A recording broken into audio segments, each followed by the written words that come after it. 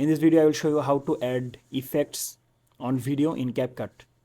So to do this, select the playhead or your clip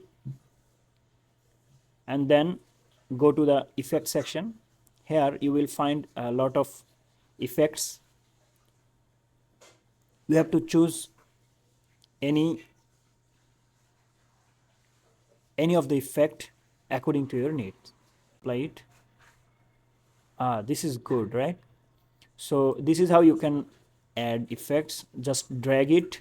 If you want to use effect on a specific clip, then just click on the effect and just drag it and paste it on the video. Now it will not apply in the top layer, it will apply in the bottom layer. And if I minimize this, then you can see that the butterfly effect only applies on the main layer. So let me just hide it. Now you can see the effect is showing on main layer. So this is how you can use effect on a video in CapCut. Thanks for watching the video.